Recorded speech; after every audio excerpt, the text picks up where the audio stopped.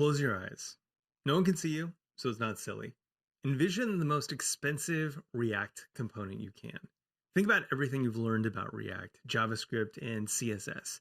Think about all the blog posts you've read with cautionary tales, and the flame wars on Twitter fanning into flame community fury about how bad things are. And feel the panic you feel when mentally scanning through all of the code you've ever written for violations of this new custom. Got it? Of course you do.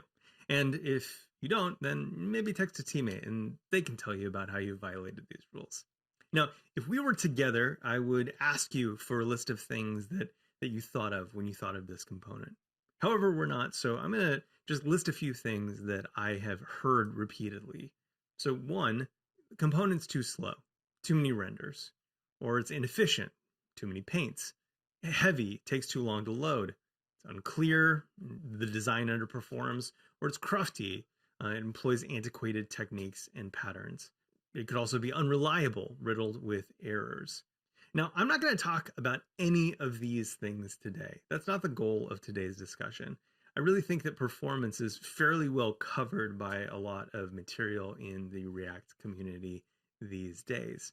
What I want to talk about is something that I call collaborative performance. Now, I haven't actually Googled this, so you might find something totally different online, but this is the way that I describe it, the time that we gain or lose with design decisions, or the global side effects of bad design decisions. Now, to be clear, I'm not talking about visual design here. That's a much different talk. I'm honing in on API and component interface design. And I'd like to focus, when we talk about interface design and component API design, it'd be helpful to know what's the anatomy of the world's most expensive component. Now, before we do that, I figure I should introduce myself. I'm Michael Chan. You can call me any part of that. Michael, Chan, Michael, Michael Chan, anything you like. I go by Chantastic most places on the internet, and you can call me Chantastic if you feel so inclined. I've been a front-end architect for about 4 years on a mixed stack with of a full product suite. And I've been developing component-based design systems for 12 years. I'm the host of a show called React Podcast. I'm part of the new React working group, and I'm building an awesome community at Lunch Dev, a community of creators, and you can get there at chan.dev/discord. Now, the reason I tell you all this is because it's kind of important to know that I've seen a lot of the things that we're going to talk about today. So these transitions that we talk about in component APIs, I've seen this hundreds of times over and over and over again. Now, this is a natural successor to a talk that I gave a few years ago called Hot Garbage, Clean Code is Dead. If you like this talk, you might also enjoy that talk. If you hate this talk, you'll probably try to find YouTube support and ask them to take it down and burn the backups. That talk was about me coming to my sense of belonging in web development and overcoming my sense of imposter syndrome and working with my demons. This talk is realizing that my demons aren't the only ones that need to be combated. Unfortunately, we live in a time where it doesn't matter how good one person is.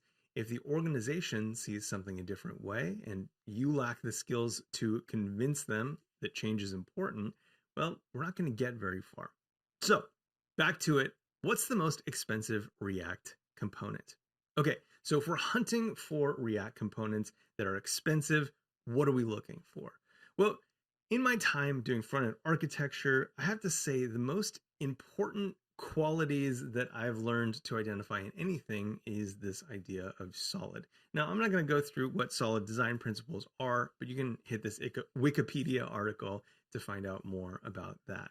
I will try to reduce that into like a handful of notions that would apply specifically to React components. First of which is it's closed to extension. It's not easily composed with other components. That's a bad thing. Encapsulating the wrong things. It owns too much and does too little, or provides too little value. Third might be that it requires modification to be customized. So you can't really do a lot with it unless you actually modify the underlying code that powers the component. So it's not adaptable. Fourth is it directs folks to use unsuccessful patterns, or it's misleading. And finally, it can't be recomposed from smaller parts, meaning it's too rigid. So what behemoth component could achieve all of these terrors? What component could be costing hundreds of thousands of dollars at every single company? What component could be so pervasive that it infects the minds and practices of developers community-wide? Well, are you ready? Because you're not going to believe it. I think it's this simple example, the first example on the front page of reactjs.org. You don't have to take my word for it because I know that this is probably a shocker to you. So I'm going to prove it to you with a little bit of code transformation. So let's get to it. Here we have the world's most expensive React component. I've made two files for this. I've made a single file with an export for this component, the hello message component. I've changed it slightly to use the hooks or the function component syntax, and so we're just using it in this one place. Now, at the time that we built this, everything was hunky-dory. It made absolute sense. This is working exactly the way that we want it to be working, but we've gotten a feature request. So let's open that up right now. So we hit Trello and it asks to add punctuation support. Hey there, we'd like to improve the friendly factor of our personalized greetings. The world has become more exciting over time, and our unaccentuated greetings aren't providing the user experience we'd like. P.S. Our team tried just using punctuation after the component, but the resulting format was off. Not sure why. Okay, well, we can fix this. Let's first see if we can recreate what they tried to do. So we add this and then just try to put a period after this. Now, it might be kind of hard to see on this screen, but we have a period on a new line. It's a little perplexing. So there's nothing that really indicates why this would be happening from inside this component. But let's look at our implementation. Oh, we got a div. That's why. It's just pushing this onto the next line. Now, we have a little bit of a problem here, is that we could change the implementation, but if we change the implementation, then any of the places that are expecting a behavior where it kind of splits onto the new line are going to break.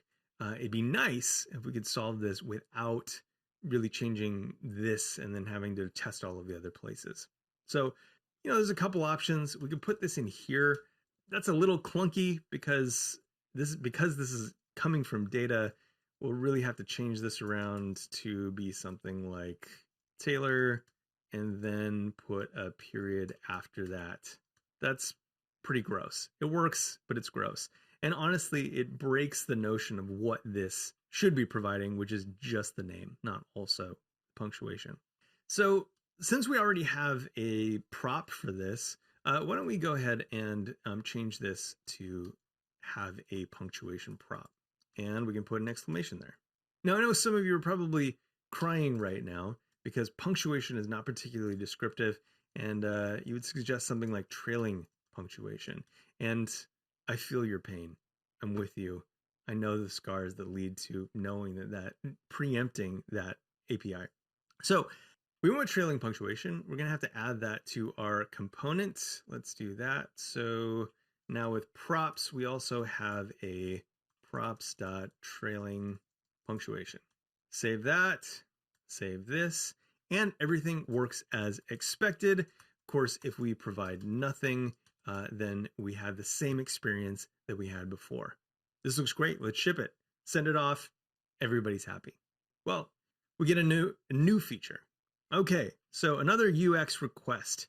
Add alternate greetings. Howdy, UX team again. Great work on the last feature. Teams are using the punctuation prop all over the place to improve UX. We've even used it with emoji. Oh, great, cool. That works. We'd like to further customize messages with cute greetings like yo, howdy, and what's good. See cuteness at the top of the message. Hey is still a great backup. Can you keep that for existing messages? Okay, cool. I think we could probably manage that. So we have our punctuation prop. Let's get that going back again. We want to have something now where we can customize the first part of the message. So we have something like, you know, greeting, or let's go with salutation. That feels a little bit more generic maybe. And we might run into some cases where that might make sense. So let's go generic for this case and see what happens. Let's put our howdy in, save that, and update our component. Here we'll use props.salutation, hit save, and there we go. We got howdy. Look at that. Now, what happens if we don't provide anything here? Well, that's not great. That's not what we want. So let's add a default. We know how to do that. Take destructured salutation off of this, provide a default for hey, and remove the props from there. All right, looking good, looking good. We have our default, but then also we can override it with a howdy. Perfect. That's exactly what we wanted. Okay, we ship it. Everyone's happy again. Okay, next feature. Okay, so now we have a request from the content team. They asked that we improve the grammar. Hey, our marketing team is doing some videos. The content review is concerned with the punctuation of the user greeting on the dashboard. Instead of, hey, Joan, we'd like it to say, hey, comma, Joan. What's the best way to fix this? Now, this is a little bit sticky, right? And at first, I'm really grateful that we used trailing punctuation, now that we may have to insert some additional punctuation. What would that look like? Would we introduce something like salutation punctuation? That seems a little bit odd. I guess this is probably an opportunity where we could push back and say that, maybe in this case, it's really just okay to include the punctuation inside of the salutation message. So let's see, does that provide the use case we want? So we get back to them and say, hey, you know what? This is probably not something that we need a new API for. Just have the development team change it in the views that you want, and maybe it won't be our problem by the time that we need to update the other views as well. So case closed. We're just going to mark this one as will not fix. Okay, well, we got a new feature now. This one's actually from design. So this one says add the ability to accept class selectors. Okay, we're collaborating with UX on a project Birthday Bonanza.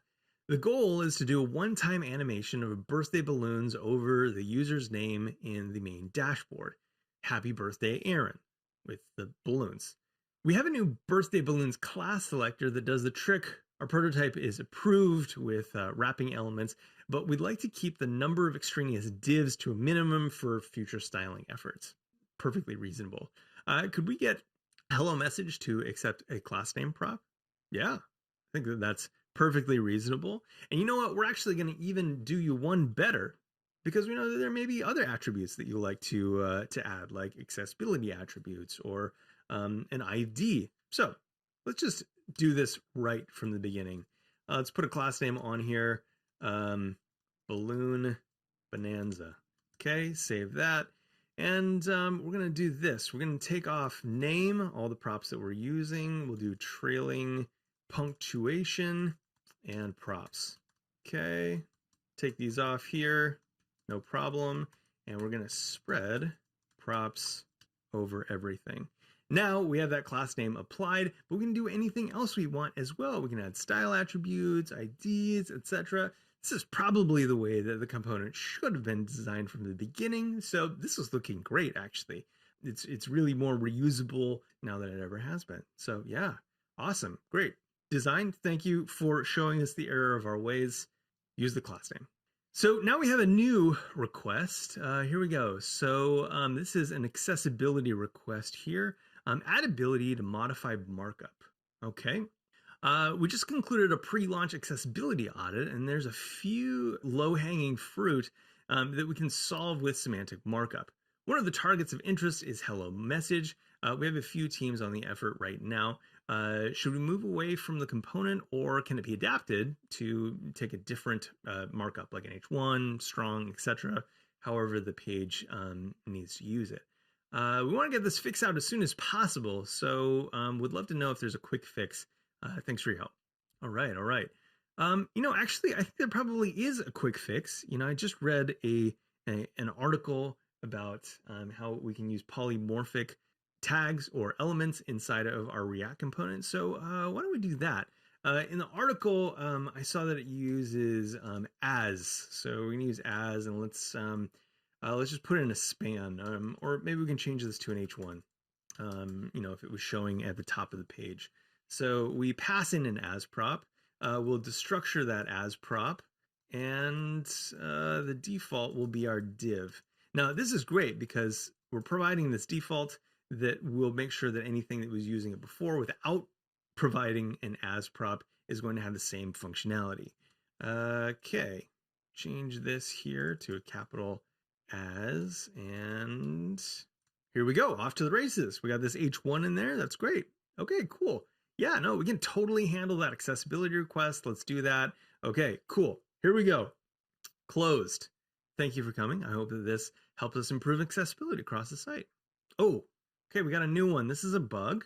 Okay, hey, great work on Hello Message. You saved our butts with those quick fixes, and teams are firing in all cylinders.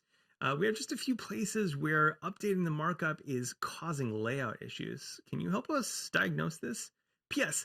I don't know if this is relevant, but there are efforts in play to normalize styling techniques across the product suite. It's a mess right now, but I hear everything will be amazing to work with once everything is converted. So we'll circle back on cleanup, but a quick fix is preferable right now. You've done a great job maintaining backward compatibility so far. If there's a backward compatible fix for this, that'd be great. All right. So we jump back into our code, and obviously some of these changes are going to happen when people change the markup from one thing to another. However, we're not providing some default style for them to use in the case that they want to, just augment it using the same style. I think that there's probably a way that we could do this. We could just pop a style tag on here. Since we're in a hurry, maybe we can just kind of do it as quickly as possible. Display block. Okay, so then in the case that someone's, using this with a different type of element and they have something else play, the previous expectations on style are met. Cool. I think we did it actually. So let's send this along. Unfortunately, it doesn't look like it's going to work for everybody. So we have this style. It's doing an inline style, but it's really forcibly doing this. So we have an inheritance problem now. Some of the teams are reporting that we have, where they were changing the style with a CSS property. Now that we've allowed them to, this is overriding their CSS styles. So that's not good. I guess since we have props, we could have some kind of maybe no style prop. And so if we set that to true, well, then we could kind of not do the default styles. Something like let default style equal display block. And then if we have a no style tag and it happens to be true, we'll default that to false. Maybe we can spread this out. So what would that look like? Dot no style null, and wrap that inside of this like so. One more set of curly braces, and we're off to the races. So now we can add the no style prop, and then that's going to actually negate the style. We can take it off. Okay, cool. Now we submit this for review, and people notoriously hate it, as I'm sure that you hated it while I was writing it up. So what's another way that we could do this? Oh, we could use delegation. Delegation is a great way to kind of solve this problem with React components. So we could do something like this. If there's a style, we can, if we want to, provide no style, we could just kind of provide that as an argument. So we got the default, and if you provide me a function, well, then I can give you the default back, and you can just ignore it if you want. That's not too bad. It means that we don't have to take this anymore, which is great. And we can kind of get away from this nonsense. So we have our default style. We're going to call a function type of style equals function. then we're going to call style as a function with our default style. Otherwise, we're going to merge default style and the styles that have been passed in. So let's take that as an argument. Let's see, type of style equals function, and then, oops, I need that. There we go. Now we have the whole thing working. And this actually satisfies everybody's feelings on the matter. Now, this API isn't perfectly intuitive, where we would actually like take an argument and then intentionally ignore it. However, it is flexible, and we can work with this. We can add it to the documentation, and it does get us what we need without really breaking any of the existing expectations. Okay, cool. So I think we're good. We're going to call this one done. Okay, we got another one from the internationalization efforts. Okay, so oh my gosh, we're almost over the finish line. Your creativity with quick fixes has really helped us meet our launch goal. Sure, we're a month behind, but we knew that there would be hiccups. Can't make an omelet without breaking some eggs. Anyway, one of our biggest customers is overseas. We've been kicking the can down the road with greetings for a while, but we need to support RTL, or right to left, in our dashboard messaging. I know we're so close, but I swear we're almost there. Just one more push, everything will calm down after launch. I think you can get the new internationalized message into staging this week. Oh man, well, I guess we can. Let's see what else we can do. Let's see. Well, technically, we haven't used children yet, so we can do hello message here and say we have this function, intel greeting. We'll call that. This is the function name that we get, and we provide the name here. Okay. And then it looks like we can get rid of a lot of this stuff. So we're going to have to define that real quick. Function, and it returns. For now, let's just treat it statically. Howdy name. Now, what do we do on the component side? Well, on the component side, we have to take children now. So we'll pull children off. And I guess we'll have a conditional here for if children is provided, we'll render children. Otherwise, we'll render this. We'll have to change that syntax a little bit. Okay. All right. And we have everything working the way that it did before. We didn't have to change any of our expectations. Everything is great. However, this does look like a lot of code, doesn't it? We have this gnarly component API now for something that really does nothing at this point. And I wonder, what advantage do we get from, in the first place, doing this instead?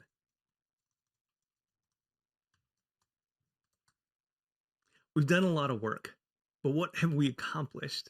We've done a lot to make this component flexible and reusable. All of these things are really important to us. But what have we actually done? We talk about encapsulation, but this component encapsulates nothing of substance. And everything that the component, everything that uses this component is now beholden to this kind of weird, like bespoke API that uses language that's inscrutable for no discernible historical reason. Like trailing punctuation, salutation, and a style attribute that takes a function for some reason. And all of this because a component really wasn't the answer that we needed from the beginning. Now, I think too often our components look like this, just a stack of ternaries, techniques, and technologies that accumulate to no obvious outcome beyond the generation of more work.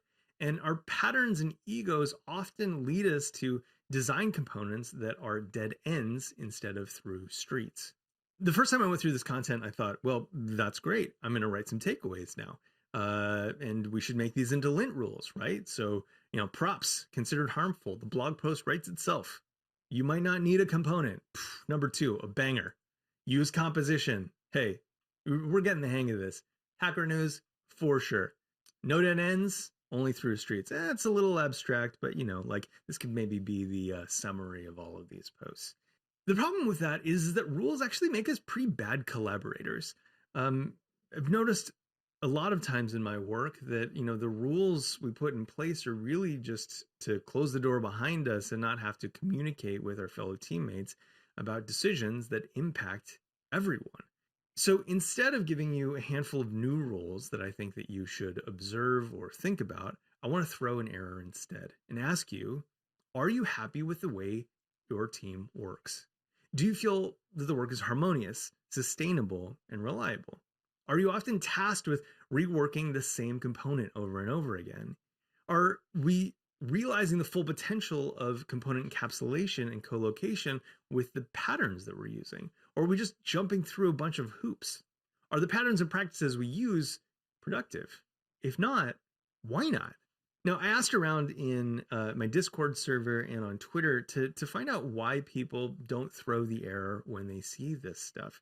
Because a lot of people are really smart and they see this stuff all the time and they know the repeated pain that they're experiencing. So why don't they raise it up? Well, here's a few things that we got. I'm just doing what the linter tells me. It's safer that way.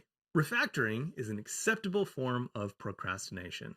It's my imposter syndrome. Demonstrating mastery of the patterns proves I'm competent. Tech lead read a blog post on a performance enhancement and won't merge a PR without it. I'm just trying to be home by 5. More complexity makes me feel more clever. Fast fixes are rewarded, slow solutions aren't. Cross-cutting solutions are arduous. The energy required to reframe the scope of the problem is a lot more energy than it takes to push a patch. I'm an engineer, not a manager. If I can fix it, no matter how hacky, why wouldn't I? Dry dogma. Criteria comes down, it does not go up. Shift left, my company prefers 3 rights. The problem isn't code. I think that we all have seen code like this and identify that it is not serving us well. And every time we push some patch to it, we know that we're just kind of extending the surface area of potential problems. And it's easy to find someone to blame. I think that we have a cycle of blame inside of our community and our organizations. Seniors blame poorly educated juniors. Juniors blame dogmatic seniors. Managers blame timelines. Leaders blame market conditions. Corporations blame unreliable communities. And communities blame stingy corporations. There's always someone to blame. Everyone has someone to blame, and we all suffer. The rise of the component has been great, but it's also forced us closer together than we've ever been before. We're all in this immense organizational, cultural, and social tension, and it all lands directly inside of these components with all of their co-location. And I believe that problem is costing you, it's costing me, it's costing the companies we work for and the communities that we support. Consultants are really the only ones that make it out of this with any benefit. Component co-location increases collaboration costs, plain and simple. We put a lot of emphasis on topical communication improvements where we feign better listening skills with pleases and thank yous and thank you for sharing that. But what are we doing to foster true cross-cutting communication across teams? Where not just the acceptance criteria get tossed between departments, but we instead open lines of communication to listen to the pains of our collaborators and attack the root problems that impact all of us. What are we doing to help those below us, above us, and around us to create a space where ego is low, efficiency is high, and great collaboration is both prized and rewarded? Because if you crack that, you'll be among the productive few to stop making and remaking the most expensive component in the world. Thanks for listening. I'm Chantastic, and I hope that this helps. Hey, it's Joe Eames with ng-conf. If you like that video, be sure to click subscribe either here or here, somewhere over here. And if you're looking for something more, here's another video for you to watch here or there or somewhere.